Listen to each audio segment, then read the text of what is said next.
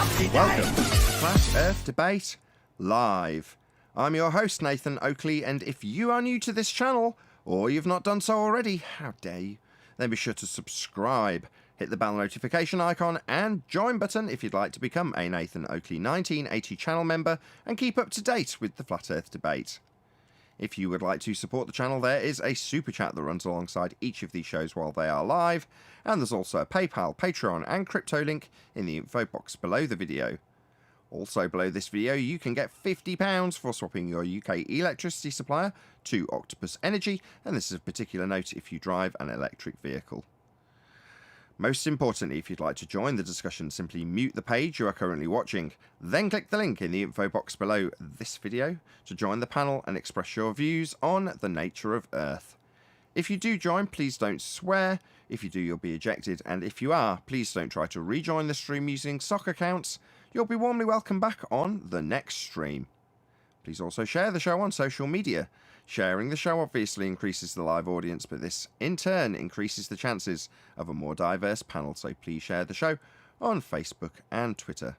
One last time, if you're new to the channel or you've not done so already, then be sure to subscribe, hit the bell notification icon and join button to keep up to date with the Flat Earth Debate. Now we are joined by Arwin, 10th Man, Righteous Force, Neil, Refracted Curvature, and a whole bunch of people in Discord, so welcome one and all. Thank you. Hey, good morning. Yo, yo, yo. Arwin's ducked. He's gone the shop. All right. I did wonder why I've miscounted the number of people in the panel, but there we go. That's all good. Just a quick question before we get into housekeeping. Are Octopus Energy still running? I see there's a lot of energy suppliers that are going under at the minute. Have you noticed? Yes, they are. They are definitely still going. My wife works for Octopus Energy. They're subsidised or funded in some manner by Tesla. Boo. Nevertheless, they're the ones inheriting all of these electricity companies that are going under. They're the ones actually getting all of their customers. so I'm reasonably confident to keep plugging them and getting the 50 quid that I get when people sound like a conspiracy by any chance, does it? Maybe. I don't know. There's electric cars coming, and Octopus Energy are all for electric car tariffs. Oh, not all four, just that's one of the major things they focus on. Anyway, you can get 50 quid if you click the link below and swap to Octopus Energy, and they're not going under, so that's good news for you. Anyway, not that it makes any difference. It's all covered by government. No one's going to lose their electricity when Bulb or whoever it is that recently went under. This is totally not on topic, Anthony. I was just curious. I noticed that there was about 10 that have gone in the last month, so I was just wondering. Fair enough. Anyway. No, certainly not Octopus Energy. Anyway, aside from Bulb going under and various other electricity companies, my wife's literally just strolled in. Everyone's talking about electricity companies going under and asking if Octopus Energy is about to disappear. Says no. Computer says no. Computer says no. Exactly. Right. Any evidence of a physical geometric sphere edge horizon, formerly known as the curve of the Earth? Only in the maths. That is the answer. Only in the maths. That's correct. One of the few honest statements given to us by the Rumpus. Geometric Earth curve horizon. Yeah, that only exists in the maths. That's not evidence. No, That but is it's true. But that is the only evidence they've got, even though that's not really evidence. Correct. well, it's not evidence. It's a tool used to reify the horizon into a physical geometric sphere edge, obstructing things in the distance. It's a tool for reification. Yeah, do you remember when they used to think that the horizon was the leading edge of a sphere based on Galileo's boat's observation with his telescope? They used to actually think that. They don't think that anymore. They realise that it's an optical phenomenon. It's not actual at all. Anthony's obviously not been around recently, so no, let's not pigeonhole they. Globe Earth believers, and for the very, very select few people in the audience that are just normal people, I'm going to say it's a 0.1%, right? So at the moment, probably none. Anyway, on the re-up, if you're watching this, I'm nearly there. If you're watching this as a normie, you do believe that the horizon is the edge of the Earth, blocking things in the distance, called Earth curve. That's what you believe and is part of your rhetoric. That's why you believe it as a normie. That's a globe-believing normie. Now, what Anthony has just stated is They, that would be anti-flat earthers, do not believe that the horizon is the leading edge of the sphere, even though it's in their earth curve maths as the leading edge of the sphere. That's because we've debunked it. So the people who actually debate with us, they would be anti-flat earthers, cannot abide by the notion that the earth curve maths suggests, and you normie globe believers think is true. That's that the earth curve edge is represented by the horizon, blocking things in the distance, Galileo's boat being Antony's example. Our opponents, anti-flat earthers, do not think that the horizon is earth curve. Nobody thinks the horizon's the geometric horizon, right? According to our anti-flat earth compadres. And you wouldn't expect to see it, apparently. Yeah, you wouldn't expect to see it. Nobody claims the horizon is earth curve, in fact. Well, Let me just give a correction on Nathan's behalf, right? He actually said then, and I'm sure he misspoke. He said that there's only 1% of the audience that were normals. There's 99% of the audience are normal people, Nathan, right? There's nothing abnormal about thinking that the Earth's not a sphere. So for those in the audience that realize that the horizon is the optical phenomena that we perceive, and we were told that boats go over, if you realize that's not the case, it doesn't make you abnormal. You're still normal. Don't worry about it. I didn't say abnormal or not normal, and I didn't use the word normal. I said normie. Now, by normie, that's QE's equivalent of Joe Coffey and Betty Breadmaker. That's normie. I thought you said normal. Apologies. Normie. I thought you said normal with an L at the end. No. If you're a normie globe believer, that's just Joe Public. If you're Joe Public, you believe the horizon's earth curve. If you're in opposition to us, because we've debunked that horse shite, then you can't claim the horizon's earth curve, so you weasel your way around it and tell us Black Swan's been debunked and things like that. What I was going to say, though, is once you invalidate the earth curve maths by saying it's refracted, all that's left is the flat measurement that we have, the plane that geodesic surveyors measure. Without the tangent, all you have is the plane. That's right. The measurements themselves, derived from the earth curve maths, need to be an assertion of the physical geometry claimed by the maths. The moment you say the horizon itself, that's the physical geometry you're trying to prove, is refracted, then you're no longer proving physical geometry to an earth curve edge horizon. That's the essence of the Black Swan debunking. You haven't got an earth curve edge horizon. The horizon is not earth curve. We only have one horizon. And the horizon, in the begging the question, proof of nothing, perspective hijacking earth curve calculator, is geometric. It's just not the horizon we see.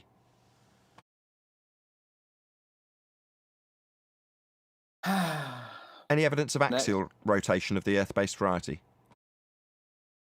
Yeah, it's just those two rotating points in the sky, isn't it, that nobody in the south observes when viewing south.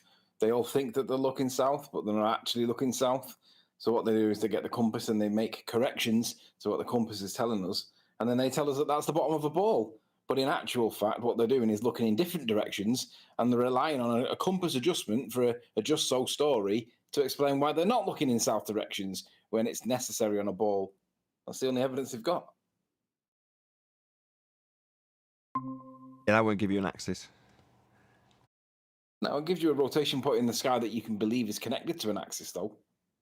If you reify the position to an antipodal one when you travel south. Yeah, you can just imagine that like everybody in England is underneath your feet when they're not actually underneath your feet at all. But you can imagine it as an axis, right? You can, if you want to. You can do all sorts of things. Any evidence that... I just see three rotation points, right? They're all of the same rotation point, but they're all in different directions. In other words, disproving the claim that we're on a ball. Lovely just so story to make it back into a ball. That's what I see it as. Any evidence of the distance to the sun? No evidence. But those were all trick questions anyway. Those are all little tricks that they used to have. They've got to make two assumptions, haven't they? They've got to make two assumptions for the distance to the sun. They've got to assume that we're on a sphere, and they've got to assume that Venus is a similar size to Earth, so that they can scale out the solar system accordingly. 3, if you account for Kepler and say that that's a further assumption, saying his orbital mechanics are correct.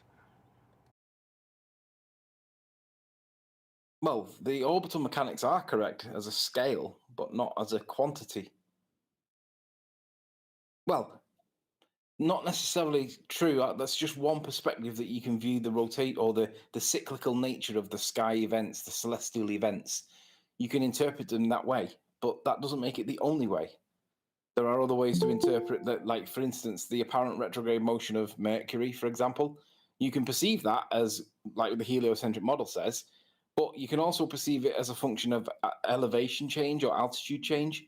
So it doesn't necessarily mean it is retrograde motion, hence why they call it apparent retrograde motion. And we should never drop that word apparent off the beginning of that label. We should call it apparent retrograde motion because that's what it is. It's apparent retrograde motion. That doesn't mean it really is retrograde motion, but you don't necessarily have to work at the really is level. Yeah, it's moving incrementally. You're not actually seeing any relative motion to the other stars. It's just the following day it's in a different position that wouldn't match with the pattern. So apparent being, you can see it moving with respect to the other stars the following day, but you're not actually seeing it have a transition. Apparent is the key word, though. It's like the apparent horizon and the optical horizon that we point out is not the actual horizon that boats go over. It's just like that. But it's the motion that's apparent because you don't see any motion. There's no transition. There's no analog transition from one point to the next. It's just the following day it is in a different position and wouldn't follow the same pattern in orbital mechanics. Therefore, apparent retrograde motion. All in the maths. Any evidence of gravity? Scientific evidence?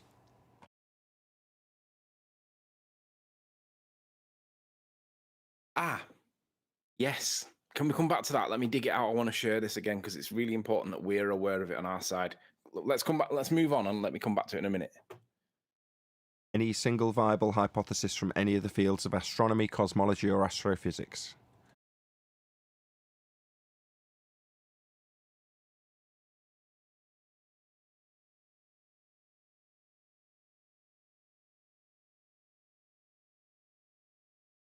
Keen. You're all keen. Super keen. We're giving the globe heads a chance to answer. I don't think there are any globeheads. Anybody in Discord a globehead? They're not going to admit it, are they, Nathan? One, it's embarrassing, and two, it's because they're going to get targeted and victimized, and then they're going to have to play the victim card. Nobody likes playing the victim card, not even globies.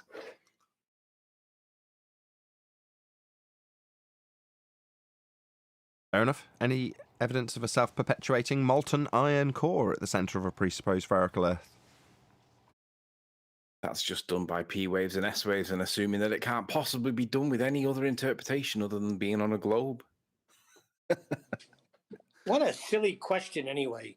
You realize No, how it's a silly brilliant- you sound when you say it? It's a brilliant question because it epitomizes how silly their answer is to that question.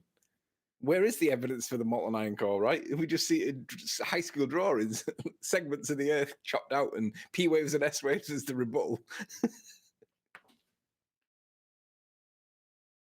Any evidence you can have a curved adjacent whilst acquiring an elevation angle? Apparently, Ruhif is trying to explain to me how apparently we don't understand how celestial navigation works with regards to navigation and sextants. And I'm trying to point out to him that we actually do. It's you guys that don't. And he's gone all very quiet on us at the moment. So shout out to Rufy for not understanding how celestial navigation works on a sextant, because we do understand it. We're just waiting for you guys to realize that you don't understand half of it, and you need to acknowledge that we do. Retracted. Yeah. Well, you would need two straight lines to make a angle, right? Yeah, argument dies there. Yeah. Do you hear that, Rufy? So the argument dies. Two straight lines, Rufy, not one of them that's subjected to a 7/6 R and creating a curve, right? because that is all of your lines in your model. All of your lines are based on 7/6R refraction, and they're applying spherical geometry, right? Well, in spherical geometry, you haven't got any straight lines, but you need straight lines for an angle, Rufy. You need that. So do you want to ask him the following housekeeping question, which is now a permanent addition? Yeah? Any evidence you can have a curved adjacent whilst acquiring an elevation angle?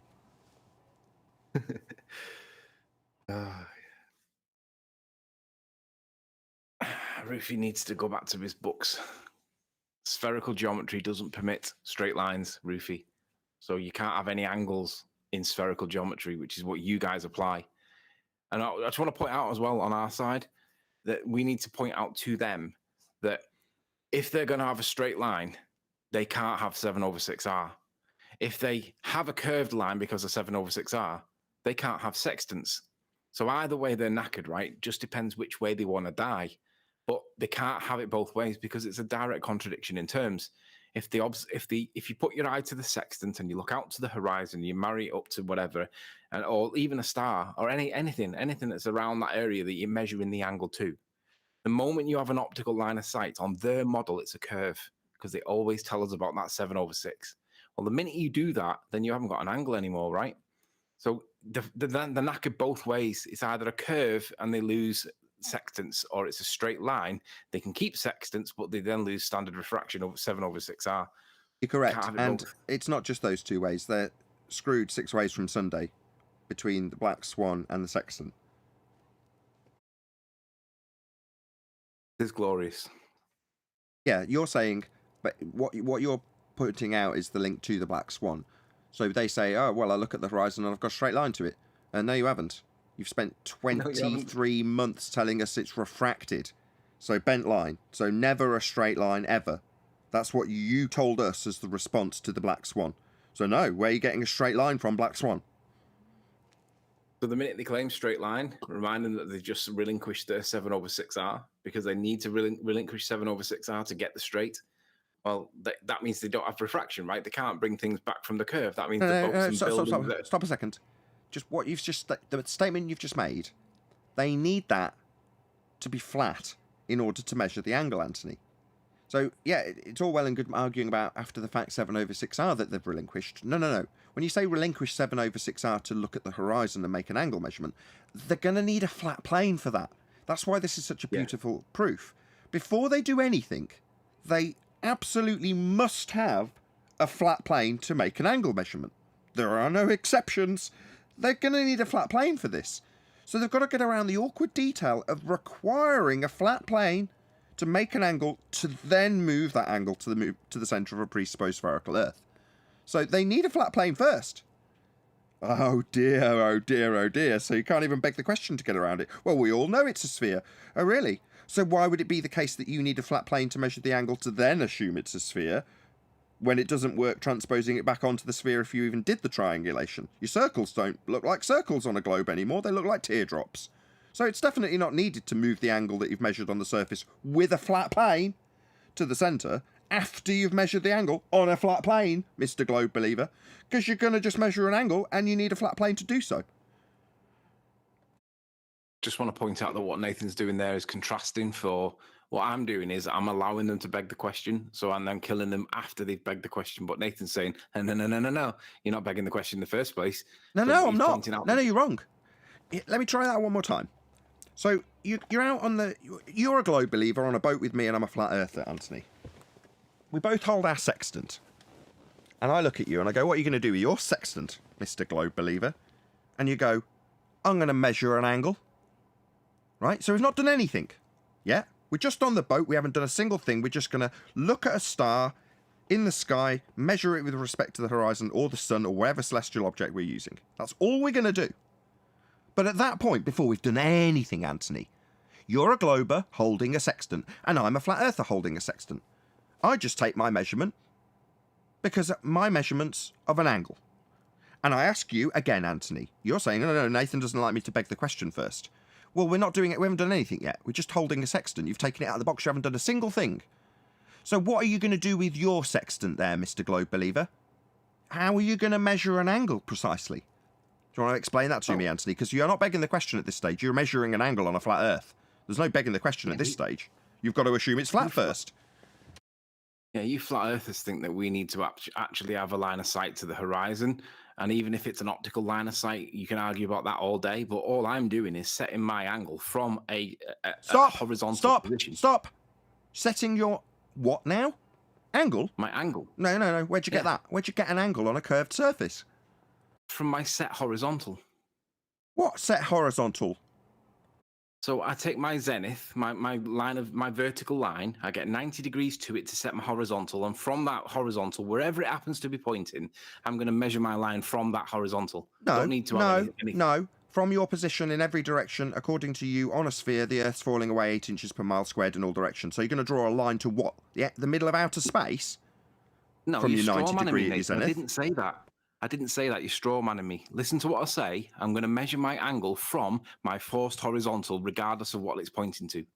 But you're measuring it to the GP of a star below the position that you draw a line out to at your horizontal. Well, the ground position on a sphere has curved away from you. So measuring an angle to what? The position of the star? Because that's definitely not what you're doing, and that's what you're going to be doing with the sextant. I'm not referencing the ground. I'm referencing a horizontal line that I've created by taking it from vertical. For what? Yes, we know you need a horizontal. That would be a flat Earth, by the way. But you're also measuring a celestial item, aren't you? Yes. Yeah.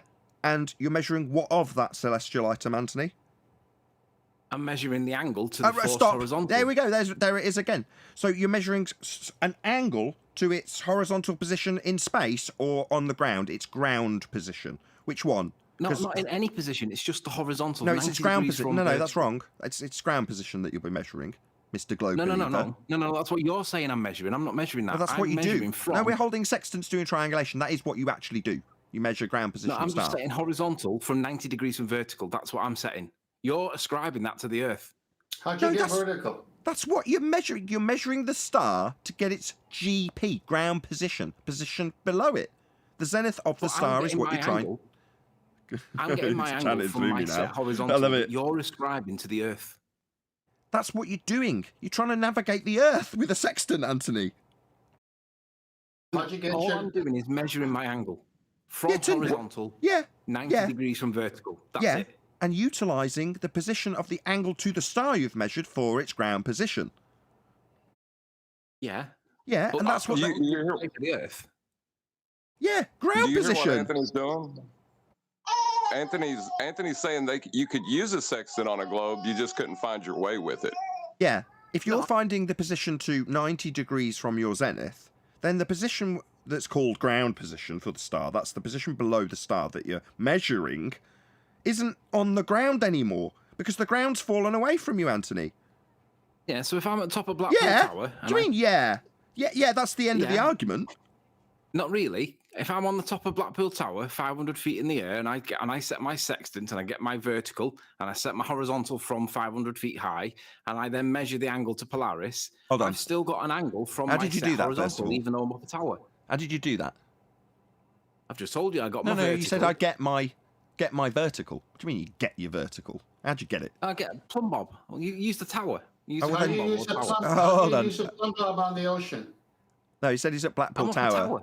So if you've used a plumb bob if you've used a plumb bob to establish a horizontal, i.e. 90 degrees to your zenith with your plumb bob, that's what you're asserting, then there's no dip correction. You're just establishing horizontal and still taking an angle measurement from that horizontal to the star. But then what I'll do is, because I've got my horizontal, I'll then look at the horizon, I'll measure the dip correction that I need to make. No, stop. I've just said you don't need to do that. If you're doing it with a plumb bob, say it again, you didn't listen. Accuse me of not listening. You don't need to do that correction because you're taking horizontal to the ground position, which will be parallel on a flat plane. No dip needed. Yeah, but I'm a ball earther, right? And you're asking me how do I get my angle, and now you're talking about dip. So what I'm going to do? I'm not. Top of Blackpool you Tower, are. You said dip. Let me finish. I'm going to observe that it's quite a misty day today. I've not got brilliant visibility, and I know that that's going to give me a bigger dip angle, right? So I'm going to measure that dip angle and then assume ball, and then take it off and then claim ball. Third time's a charm. Third Third time. Try it slower. You acquired your vertical with a plumb bob. Ergo, you do not need to correct for dip on a cloudy day. You have already established a horizontal plane parallel to the GP at your elevation. No dip needed. Third time. Yeah, but if I don't adjust for dip, right, I'm No, not you on don't. a ball. That's you know. If you don't adjust for dip, you're on a ball. Did you just say? Yeah.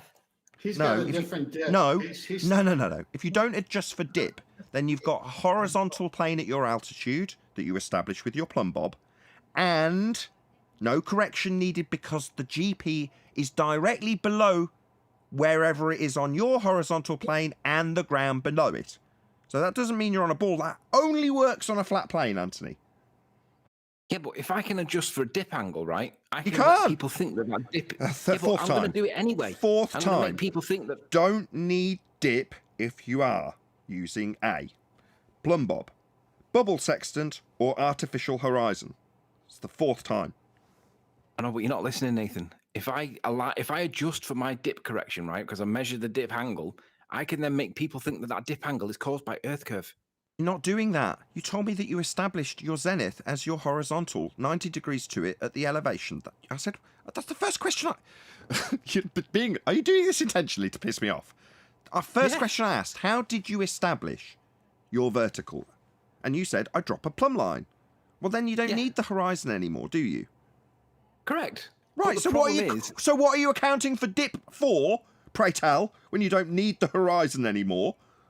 Because I'm on a ball, Nathan. You don't need... What? You didn't have to listen. What dip correction? There isn't one.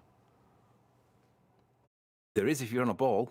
But we're not doing it because you've used artificial horizon, bubble sextant, or plumb line. So no dip correction will be factored in. None. Fifth time. I need to because I know I'm on a ball. Sextants don't need dip correction if you already have an established horizontal. Sixth time. Maybe from someone else. 10th, perhaps from you. I don't know. I'll give up. Yes, Anthony. I see what Anthony's doing. He's already lost. He's just reiterating the point he lost on over and over and over. So let me try again. Anthony, what's dip angle correction to a baller? Proof of a curve. No. What is it? Why do you do it? Well, it depends. Are you asking me as a flat earther or as a baller? No, as a baller. Let's just continue. So you said I'm going to do dip after Nathan said that if you are going to assume a horizontal with a bubble because they want a sextant- tangent line, don't they? They're using it as a tangent line. No, what is dip? What is dip? Is dip a subtraction, addition? What is dip? Well, dip's the adjustment in the angle to the horizon, isn't it? If you can't see far enough for it to be perfectly horizontal, like they say on a No, he's got that wrong. No, that's wrong. No. That's It's not. It's the other way around. The dip correction's done if you can see the horizon. So you do that if you're not establishing horizontal with a bubble or with any other means. You're just pointing the lens at the horizon. But if you're at Blackpool Tower and pointing at the horizon, then you have to adjust for your height above the ground. So back to Anthony. Anthony, why is dip always a subtraction number? Well, I'm only using dip in this example to enforce or to make people think that it's necessary because of a ball. I'm not using it for any other reason. I know, but it is only necessary when you're sighting the natural horizon and you're on a 20-foot boat. Then you must minus 20 feet to get to sea level. So you have a horizontal then. But you don't need dip whatsoever with an artificial horizon or a bubble sextant because you're already assuming a horizontal. You're assuming a right angle. You guys do realize I was only playing devil's advocate, right? I was doing No, I know. you're joking. No, I'm playing the part because that is what they do. They focus on dip angle to make so that everyone can think that that's to do with being on a ball. No, but dip to them is pointing the sextant down. Yeah, it violates one of the principles of use. You're trying to establish a horizontal, right? That's what you're doing with the tool. But in their dip, they're pointing it down to something that's curving away from them, ball-like, and therefore the tool is rendered useless. Hence, how can you get an elevation angle from a curved adjacent? You can't, is the answer. That's the reason why I was dwelling on dip for that month, because the more I talk about dip, right, the more people think that ball, because dip, ball, they all think that visibility is ability, things that you can't see because of the air in the atmosphere or whatever. That people think that the minute you say dip, they think ball. Right, but when you go to the books, and say what is dip, it doesn't say it's a ball. It's height above sea level. Hey, Adam, go ahead. It's mathematically, if the horizon was the leading edge of a ball and it did form an obstruction, you could use that mathematics on a ball, because by knowing your height, you would know where that physical obstruction is. That's the maths they use. That's why you just have to say black swan to it, because as soon as it is, and it's not in the geometrically stated position, or even in a 7/6 refracted position, yeah, second it's not, then all that mathematics falls apart, because it's that mathematics that they use to level the device. Now, if the place you're pointing the sextant at, whether it's level or off by an amount, unless you know the amount it's off by, then you can't adjust. Therefore, the angle is just inappropriate to take, because you've got no certainty. Yeah, because you're not able to line your sextant up if you're using the horizon as your leveling tool. You could only do that if it was a physical place. And so Black Swan demonstrates that. Therefore, it demonstrates that the maths is incapable of being used correctly in its derivation in practicality. You hear that, Ruhif? Yeah, I'll summarise that as you're gonna need a geometric horizon for that there mathematics, Rufy.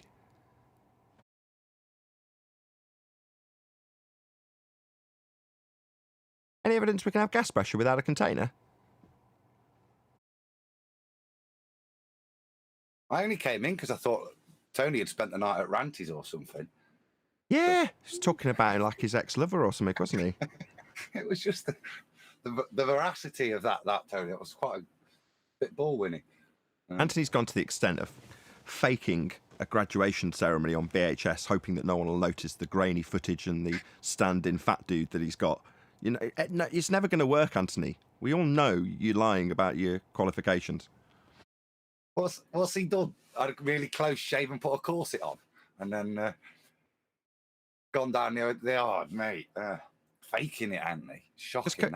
I could spot that a mile away. Right, I sniffed out fake photography and CGI, and then just all he's done is he's filmed it in low res, blurred the camera a bit, and then fed it through a VCR so it looks a bit more grainy. It's just like NASA when they filmed the moon landing, you know, second generation. Do you know what I'm going to do? Well, he is quite clever. Do you know what I'm going to do when I convert it off VHS onto a digital format? Right, I'm actually going to put that, you know, that old film filter on it on purpose to troll, just to make it look even more old. Oh, you're going to make it look like a cine film, like an 8mm camera with all the lines and shit. Yeah. So if you're not familiar, right, there's a filter you can put on your videos that it's called old film filter, and it puts like noise in the background and the odd random line, you know, like it did in the olden days when it was. I'm going to add that to it just to take the piss. Was it you that put it can't be faked? It would have been easier just to do the course. Yeah, I love that line. It would have been. He said it would have been easier to just. No, it's more difficult to fake than to just get the qualifications. And my response was, "Well, just go and get them then." No, I said it was more difficult to fake than it was to just pass the exams. Yeah, and I said, just pass them then. It's funny that even John Dee's felt the need to, in the past, dig out his doctorate just to say, if anyone asks, here it is. You know what I mean? I don't even know where mine is. Yeah, he showed me. Unprompted. To be fair, Adam, he was getting that's fight the flat earth. Go on, Anthony, sorry. That's Fight the Flat Earth's argument as well. He doesn't know where his is. The difference is Adam's like 50 something and Fight the Flat Earth's like, what, 30 something? So Adam's got a plausible excuse, but someone that's in the 30s, no, you're not going to get away with not knowing where it is. No, did you not get a record of achievement, Adam? Was that a new thing? I think it might have been new for my school year. No, we nothing like that. Just nice scroll of paper. And then you took it away, don't you? Because you don't want to lose it. You don't want to damage it. You don't want to put it on your wall, do you? Really, it's not that. You know what I mean? So, but I mean, luckily, what I have got in the shops when I work post grad, you have to then do other qualifications to register on the register. So, in the old days, you used to have a huge, big A sort of 3 certificate that had to hang on the wall so people could see who was working. So I've still got that. That's in one of the displays. You don't have to show them anymore either. Yeah, it's all done electronically now. Yeah, I've got that proof, but that's I don't think I can find the funny thing is though, if one makes the complaint that like in my case, my degree, my undergrad is fake, right? It then follows logically and evidentially that it must be the case that the postgrad is also fake or recklessly incompetent, because to get onto a postgrad after you do an undergrad, they've got to check your transcript. So you got to give them all your grades. They've got to go away and check it. Then they got to read your personal statements. None of that process has obviously happened with me. I've just faked both of them. So I'm like, yeah, this is quite an easy one for me to prove. So I'm just building up a nest egg of evidence just in case it ever rears its ugly head again. I suspect it's going to be dropped like a hot stone. I don't know. I think it's all possible, this, because, I mean, you can fake emails from Sam Hines' account, can't you? So you can do that. You could pretty much, I think, hoodwink a university as well. It's starting to sound a lot of effort. I think it's right. It would have been easier just to do the course, Tony. Yeah. It's easier to pass the exams than it is to fake them for an event in 20 years in the future. There's a term that they use on the behavioural panel, a group of interrogators, basically. They call this chaff and redirect. So imagine you're in a gunfight and you're chasing the following jet, and then they launch off a load of chaff, right? A load of shit comes out the side of the fighter jet, right? The idea being that you're distracted by all the crap coming out of them and you'll follow something that isn't actually the plane that you're following. Yeah? So you'll follow down some random path that's not related to the thing you're actually targeting. So in this case, what are we targeting? Well, we're targeting the globe Earth paradigm in its entirety. One of the biggest deceptions in Western world history, currently under the thumb of a complete nonsense religion. That's what we have as our target. What do the anti-flat earthers have to refute that? Nothing. They don't have anything. So what do? Well, they chaff and redirect. Anthony's not got a degree. Oh, really? That will be very fascinating for however many people know Anthony. How many people know that the Earth's a sphere? Oh, that would be into the millions and millions and millions of people, would it? Yeah. What we cover is definitely an address to the Western world paradigm. It's a big issue that we cover. What the anti-flat earthers cover are individuals from the flat earth community. That's what the anti-flat earthers cover. Look at this one dude who also expansively is stereotyped as the entire belief of X. That's what they do. Focus on one individual. So in today's Stars in Your Eyes, Anthony is flat Earth. So you are representing. If it all was fake, it's definitely a ball, then, isn't it?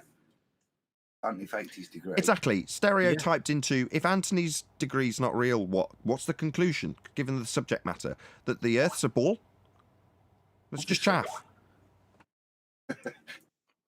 Can I just point out that technique that you just described? What did you call it? Chaff and distract? Chaff and redirect. Chaff and redirect. That is this is a redirection from a point that Flatzoid was back and forth with Ranty on.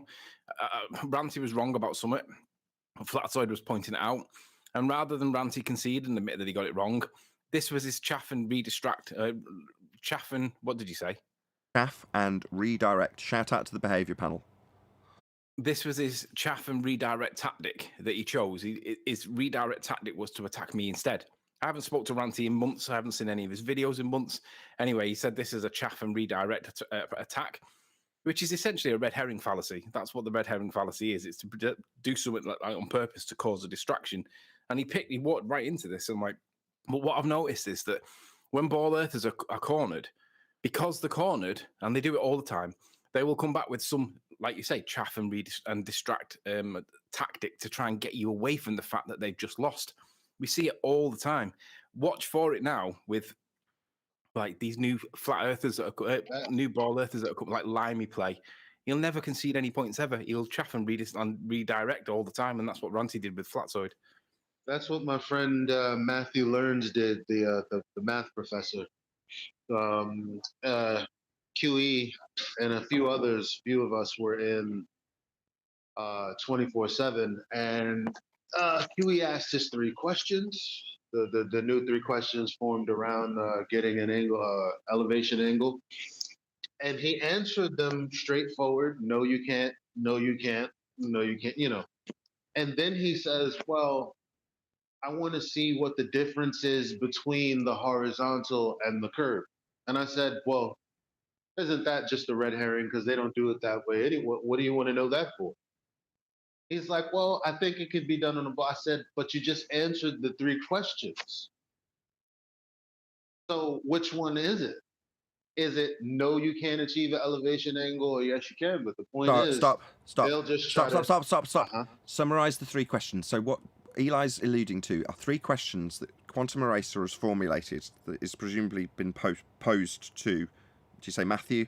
Can you just paraphrase or ideally repeat verbatim those questions for me, Eli? Oh, sorry, I don't even have them on hand. I can get them in literally. That's okay. Like 10, Adam, were you piping 15 it? seconds. Hold on, just one sec, Eli. Were you piping it because you have them to hand, Adam?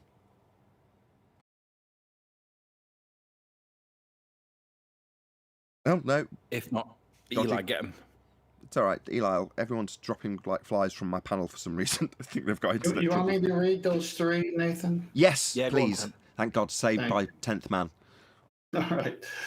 Attention to all flat earthers. The official land of the Baltard spinning space monkey religion is here. Follow these 3 easy steps. Number 1, are sextants used by mariners to successfully navigate using the relationship between the Earth's surface and celestial objects? Question mark. Number 2, are sextants used to obtain elevation angles from your position to celestial objects? Question mark. Number 3, can you obtain an elevation angle from a curved baseline, spherical surface? Question mark. Welcome to Flat Earth. I'm going to repeat that. So, question 1. Are sextants used by mariners to successfully navigate using the relationship between the Earth's surface and celestial objects? That's question 1. Question 2. Are sextants used to obtain elevation angles from your position to celestial objects? That's question 2. Question 3. Can you obtain an elevation angle from a curved adjacent? That's a curved baseline, spherical surface. That's question 3. Welcome to Flat Earth, the end. And that's exactly where he tried to introduce the red herring by disengaging from point number 1. Now, point number 1, or question number 1 again, is, are sextants used by mariners to successfully navigate using the relationship between the Earth's surface and celestial objects? So this is where he tried to distance what he was trying to do with his red herring and this question, although he had previously answered, yes, sextants are used, yada yada yada. So, and there's a number of ways, like you said, they're just gonna try to weasel out of it.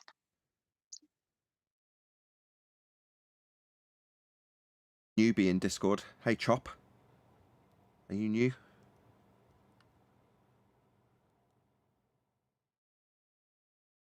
Chop, chop, chop.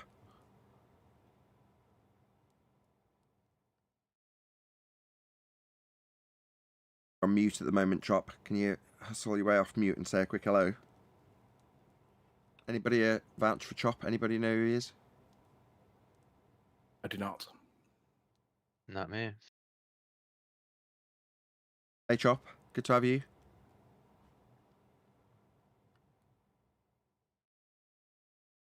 Ugh. I love it. Join a live stream. Disappear completely. Don't even say hello. Alrighty then. Did we actually complete the housekeeping questions? No, let's go back to gravity. Shout out to Issa. Okay, you said you were digging out certain things. Any scientific evidence of gravity? Okay, so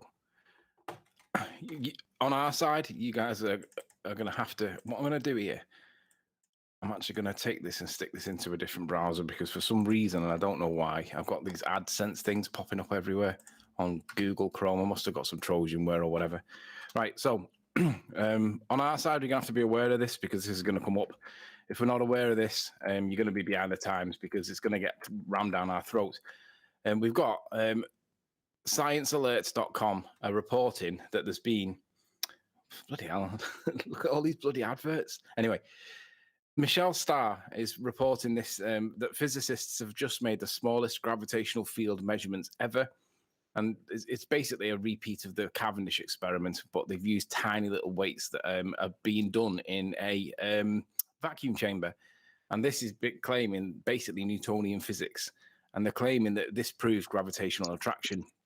However, this directly violates the claims in current science of Einstein claiming that gravity is not a force. It is an effect of the curvature of space-time caused by the uneven distribution of mass. Now, be aware, because they're going to use this to claim against us, saying that gravity is force. Well, where's the peer review? Because peer review should be kicking in and science should be supporting itself, weeding out its wheat from its chaff and correcting itself with this claim. Because if Newton is, or if Einstein's theory of general relativity is correct, then this claim should not exist because there is no such thing as gravitational attraction. Yet this document is claiming that there is. Now, this document is dated March 2021. So in March of 2021, we've got Michelle Starr reporting that Newtonian gravitation is a thing. However, current science accepts that it's Einsteinian and it is not a thing. So when we click onto Michelle Starr, we can see who she is. She is a senior journalist at Science Alert. Her deep love and curiosity for the cosmos has made the publication a world leader in reporting developments in space research. Now, if this doesn't stink of pseudoscience nonsense, you're never going to understand what pseudoscience is. This woman, Michelle Starr, is pushing bullshit, and it's literally to deceive people in the topic.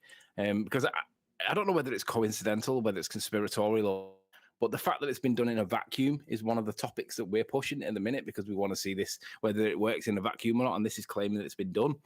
Well, just be aware that this document does exist, being pushed by a cosmologist, not a scientist, not a physicist, not somebody that's reputable. It's just Michelle Starr. She's probably one of the troll accounts in our topic right now, trolling people, asking for evidence, whatever. She's probably one of those troll accounts. You did say that it's like the Cavendish experiment, but you did point out that it's pseudoscience. Why? Because neither that nor Cavendish was an experiment. Well, she's claiming a Newtonian perspective. She's claiming a Newtonian perspective, and current science is Einsteinian. And if we're not aware this document exists, it'll be used against you to prove Cavendish, right? And if you're not aware it exists and who it's written by and what it's trying to prove, then you're not going to be able to respond to it. So you'll be forced into accepting that Newtonian gravitation and mass attracting mass is a thing. But if you know about it and you know it's written by somebody that's basically a cosmologist by admitting it herself, then you know how to deal with it. This is not science. This is not the current position. Where's peer review? That's what you need to be focusing on because peer review should be weeding this shit out and it's not going to do it, is it? Can't support the narrative. Focusing on peer review? No. What's the independent and dependent variable in this claim to be experiment? Don't they claim that peer review corrects itself? Because if somebody publishes something that's nonsense, then it'll fix itself. And I don't care what they claim. This is claimed to be an experiment. Therefore, it needs an independent and dependent variable, and it has neither. It doesn't have an observed phenomena. The claim in the Newtonian claim to be experiment Cavendish is mass, attracting mass. If mass, then mass attracts mass, being the extrapolated hypothesis that we've dragged out of the idiots that claim this crap. Just they don't really describe it, but yeah, where you're highlighting there, Tony. But what about really, really small gravitational interactions? Typically, these have been really challenging to measure. They can't because it's so difficult to uncouple them from the Earth's gravity, lovely, right? And other perturbations. That's the line I read that says, it's Cavendish. So once again, they're not measuring an effect; they're interpreting an effect within the perturbations of the the torsion bar. So it's the same old nonsense. They're even forcing their effect or interpreting it by recognition that the device perturbates. But for me, the bigger question. Just 1 second, Anthony. The actual phenomena is torsion bar twist. That's the Yes, that's the actual phenomena. It's not natural, but that's what they're actually studying. Yeah. I'm more worried about the bigger picture. I think we all understand the current position with Einstein and over Newton, right? But the bigger picture is, why is this person, Michelle Starr, publishing stuff that's pro-Newtonian gravitation in March of 2021 and nobody on their side is challenging it? This woman should be, what's the effect of peer review for them on their side? They would say it self-corrects itself. Well, where's the self-correction? From where is the peer review working against this woman and calling her all shill and all that? Where's that? Because that's what we need to see that peer review's got any credibility whatsoever. We need to see people correcting it. Well, it depends, right? And what I mean by it depends is, well, are we her biggest promoters? I mean, this could be some crackpot that's, at a university doing something that no one cares about. Are we the ones popularizing her idea? Like, is it really irrelevant in the broader sense? We're not her peers, though, are we? I think that's the point Tony's making, that there's nothing amendment or response to say, it's like we've recognised, this is just a piece of crap Cavendish parlour trick. Again, yeah, you're not doing science. You've not, isolated anything. And as Nathan summarised, the effect is within the apparatus. It's the equivalent of Ferrari releasing an article on drum brakes and how fantastic they are, and nobody around them in the car industry going, "What the hell are you talking about drum brakes for? Nobody uses drum brakes. We're all on discs. Why are you talking about the fantastic advantages and proving the benefits of drums? Why is nobody calling this out?" No. It's like before they release their new drum discs, they point out that drum discs are crap, don't work, and were superseded years ago. They even use the word supersede. So they put the disclaimer in that what they're about to describe to prove is no longer relevant because it's Newtonian. Those paragraphs before, Tony, where Einstein's theory of general relativity is a model we use to describe and predict gravitational interactions, but this is Newtonian what they're doing. They're not really suggesting they're bending space-time at that point, because I don't think modern physics even suggests that at that scale that's what's happening.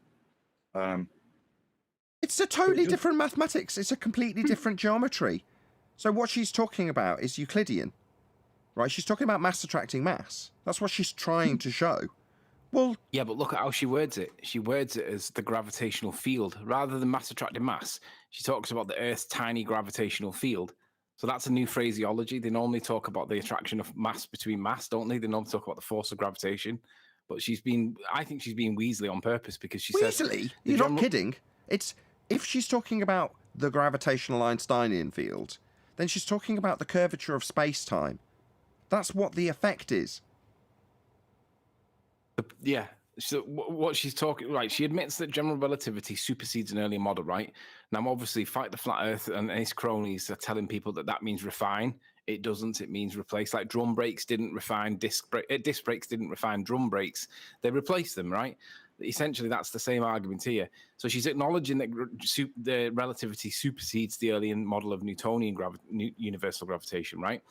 But Tony, just read the middle of the paragraph above it. However, when we get down to quantum scales, here she now admits that relativity doesn't work either. Look, general relativity breaks down and quantum mechanics takes over. So she gives all the disclaimers to say that what she's about to do and the mathematics she's going to do it in is broken. It doesn't work. And then she goes, look, finally, Newtonian physics works well for most terrestrial applications, even if it stumbles a little in an astrophysical setting.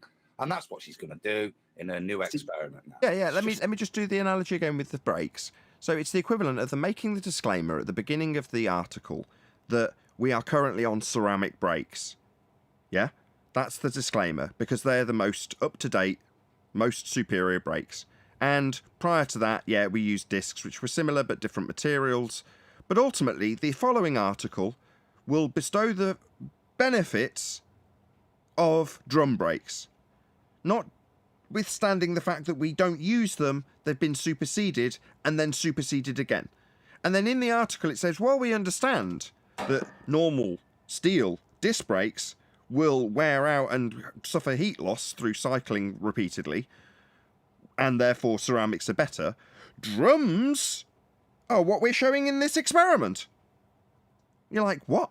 So you're saying that ceramics are the current, and prior to ceramics it was steels, but discs, but you're now telling us about your experiment with drums.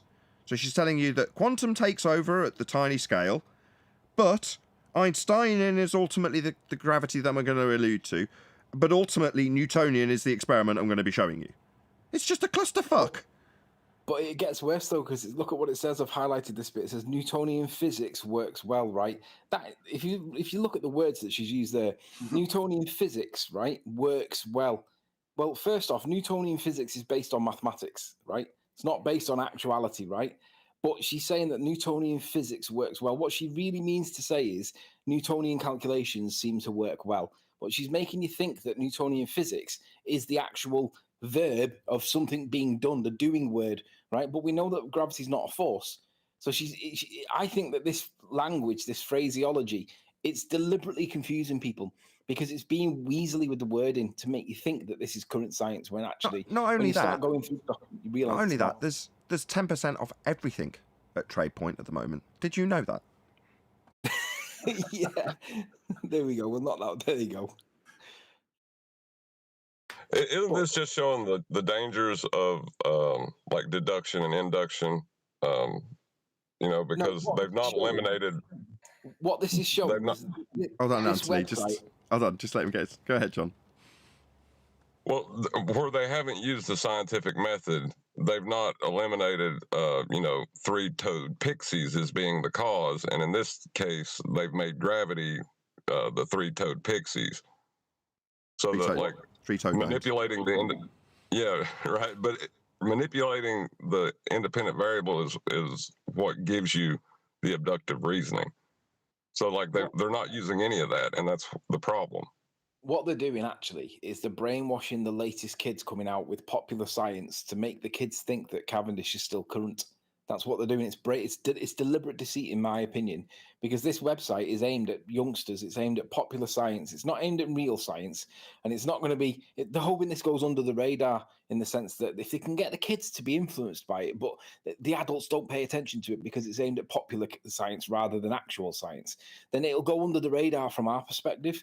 But I think it's worth talking about this because ultimately you can see what they're actually doing. They're aiming it at kids. They're aiming it at youngsters that are learning into getting involved in science in some way. This isn't aimed at us. It's not aimed at anybody in our topic. It's aimed purely at the kids. And that's the problem with the education at the moment. It's brainwashing.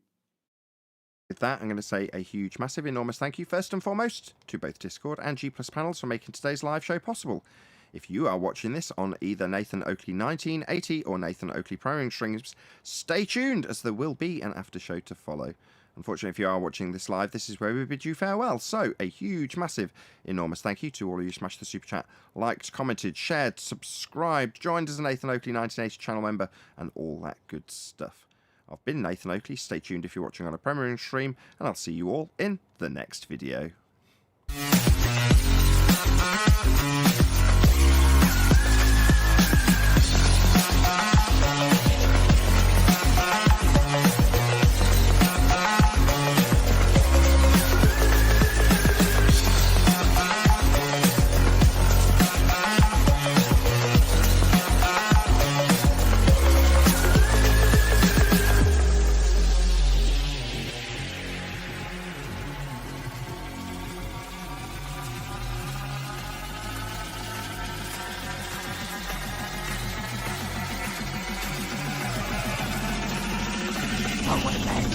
What a lovely day!